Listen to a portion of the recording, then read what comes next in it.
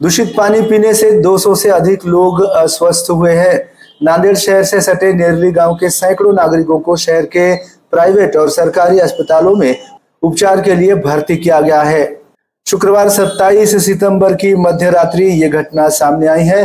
सार्वजनिक जलापूर्ति योजना की टंकी से उपलब्ध हुआ पानी पीने से ये हादसा हुआ है, ऐसा प्राथमिक अनुमान लगाया जा रहा है। बताया जा रहा है कि शुक्रवार की मध्य रात्रि करीब 12:30 बजे नेरली कुष्ठधाम ग्राम परिसर के नई आबादी इलाके में स्थानीय नागरिकों को अचानक सिरदर्द, चक्कर ऐसी शिकायतों ने ग्रस्त कर दिया। एक के बाद एक हर घर में इन्हीं लक्षणों के लोग सामने आते गए। स्थानीय नागरिक, सामाजिक संगठनों के पदाधिकारी, राजनीतिक नेताओं और विधायक तथा जिला परिषद के स्वास्थ्य विभाग के अधिकारी नेरली गांव पहुंचे। तरोड़ा नाका परिसर के Navodaya Critical Care Hospital, Bhavsar Chowk परिसर के doctor Barde hospital, Raj Corner परिसर के हेल्थ प्लस हॉस्पिटल के साथ ही जिला सिविल अस्पताल और विष्णुपुरी के सरकारी अस्पताल में सैकड़ों मरीजों को भर्ती किया गया है। सभी मरीजों का स्वास्थ्य खतरे से बाहर है, ऐसी जानकारी वैद्यकीय सूत्रों ने दी है। कांग्रेस के विठल पावड़े, उत्तर नांदेड़ के विधायक बालाजी कल्याणकर, जिला स्वास्थ्य अधिकारी डॉक्टर संगीता देशमुख अपनी टीम के साथ नेरली में ही रात भर रुके थे। सुबह 4 बजे तक करीब 250 मरीजों को विभिन्न अस्पतालों में उपचार के लिए भर्ती किया गया था। इनमें 15 से अधिक छोटे बच्चे भी शामिल हैं। दौरान दूषित पानी से ही ये हादसा होने की संभावना हो सकती है, ऐसी जानकारी जिला स्वास्थ्य अधिकारी डॉक्टर संगीता देशमुख ने दी है। तो वहीं इस मामले की जांच करवाने का आश्वासन विधायक बालाजी कल्याणकर ने एमसीएन हिंदी न्यूज के माध्यम से दिया है। सर, ये हमारे पानी की वजह से हो रहा है सब पूरा। ग्राम पंचायत के सरपंच सदस्य जो भी है, ये लोग अत्याचार कर रहे समझो हमको। पानी में देख रहे नहीं, आज तक भी सरपंच अभी तक नहीं आया हमारे को देखने के लिए क्या हो रहा, कौन हो रहा, क्या हो रहा, देख रहा नहीं, कुछ नहीं।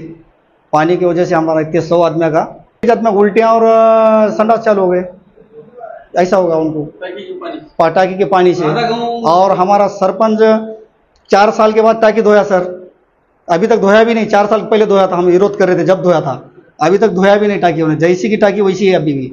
और कुछ बोलने लगे कि तुम क्या करते, बोल रहा हमारा क्या करते हमारा। गिराम शो को बोल बोल के थके। इसके बाद कोकरे मैडम थी, उसको भी बोले थे हमने। उसके पास इन्हें भी था अपना बंडेवार था, बंडेवार को बोले, माचेवार को बोले, सबको बोले।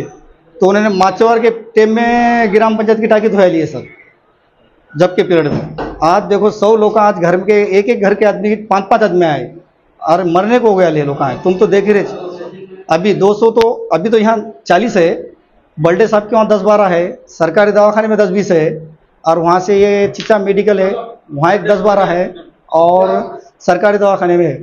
निर्मलाबाई मोतीराम नरवाडी। संडास झाले, काय पाण्यामुळे झाल्यात की आता। किती लोक झाले गावात बखळ लोकायला झाले आता। तुम्हाला कॉर्पोरेशन त्रास होतो? आम्हाला गेले का दवाखान्यात? नाही गेलो, मौतीला गेलो तो जरा गडबड होती। आता बऱ्याच लोकायला झाल्यात आमच्या गल्लीतही लेकराला, मी घरी लेकराला आणले नाताला। संडास उलट्या समजा गावालाच होता चालू। मी डॉक्टर संगीता देशमुख, जिल्हा आरोग्य अधिकारी नांदेड बोलते।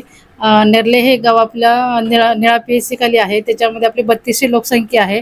त्याच्यामध्ये थोडेसे आपल्याला 6 वाजल्यापासून पेशंटला कंप्लेंट चालू झालं, पोटात दुखणे, लूज मोशन होणे, वॉमिटिंग होणे हे चालू झाले। त्याच्यानंतर आमची टीम आरोग्याची इथं आलेली आहे। मी स्वतः आहे, माझे कर्मचारी पण इथं आहेत आणि आमदार साहेब पण इथं हजर आहेत। त्याच्यामध्ये आपण काय ऐकले, जे पेशंट इथं OPD ट्रीटमेंट चालू केलेले त्यातले आपले 30 पेशंट नवोदय हॉस्पिटलमध्ये ॲडमिट आहेत। 6 पेशंट आपले नांदेडच्या सिव्हिल हॉस्पिटलमध्ये आहेत आणि JMCला 1 पेशंट रेफर केलेला आहे आणि बर्डे हॉस्पिटलमध्ये 12 पेशंट आहेत। आपण OPD बेसवर इथं ट्रीटमेंट चालू केलेलं आहे। बहुतेक असं आम्हाला निदर्शन येते की वॉटर कॉन्टॅमिनेशन झालेलं आहे। त्यात आम्ही टाकी धुवायला सूचना दिली, सकाळी टाकी धुतली जाईल आणि जे पाणी नमुने ते आपण तपासायला पाठवलेले आहेत। मला नागरिकांना एकच आव्हान करावं असं वाटतं की आता जे घरी आपण पाणी स्टोअर केलेलं आहे ते सगळं पाणी पूर्ण ओतून द्यावं आणि आपण नवीन पाणी उद्या आपण टँकर सप्लाय करणार आहे आणि त्या टँकरमध्ये टीसेल टाकून OT बघूनच आपण पाणी पुरवठा करणार आहे। त्यामुळे घरातलं कुठलेही पाणी पिऊ नये आणि जे पाणी आहे ते पाणी उकळून थंड करून प्यावं।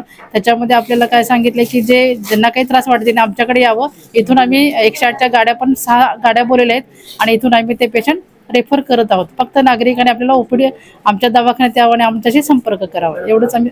आता काय परिस्थिती? आता आहे, आता पूर्ण पेशंट स्टेबल आहेत आणि आता पेशंटचा फ्लो पण कमी झालेला आहे. आणि उद्या आम्ही सगळे आमच्या तालुक्यातले टीम बोलून आम्ही हाऊस स्टॉप सर्वे करणार आहोत आणि कुठे वॉटर लिकेज असेल, टाकीमधला काही प्रॉब्लेम असेल तोही आम्ही बघणार आहोत. आणि उद्या 2-3 दिवसामध्ये आमची आरोग्याची टीम इथंच हजर राहणार आहे. रुग्ण वाढण्याची शक्यता आहे? आता मला वाटतं काही नाही आहेत पेशंट, पण जे आता आहेत आपले पेशंट जे ॲडमिट आहेत त्यांचा मात्र आम्ही फॉलोअप घेतोय. मेडिसिन आपल्याकडे पूर्ण आहे, मेडिसिनची कमतरता कुठेही नाही आहे. स्टाफ पण आपल्याकडे पूर्ण आहे या ठिकाणी, म्हणजे कोणती कमतरता आमच्याकडे नाही आहे. फक्त पेशंटनी नागरिकांनी घाबरून जाऊ नये एवढंच आम्हाला आव्हान करायचं त्याच्यामध्ये. आज रात्रीला मध्ये मतदारसंघामध्ये गाव आहे आणि शहराच्या जवळ आहे आणि या गावामध्ये रात्रीला 6 पासूनच संध्याकाळी 6 वाजता पाण्याचा वीजबाधा टाकीमध्ये टाकीतून पाणी गावात आल्यानंतर ते असा प्रकार घडलेला आहे की पाण्याच्या याने वीजबाधा झालेला आहे. आणि तरीच आपल्या या गावातील 300 पेशंट रात्री त्यावेळेस तात्काळ लगेच काही ठिकाणी पेशंट बाहेरसुद्धा दवाखाने विष्णुपूरला काही असे प्रायव्हेट दवाखान्यावर सुद्धा ॲडमिट केलेले आहेत आणि काही पेशंट गावामध्ये सुद्धा थोडं दुरुस्त करण्यात आलेले आहेत.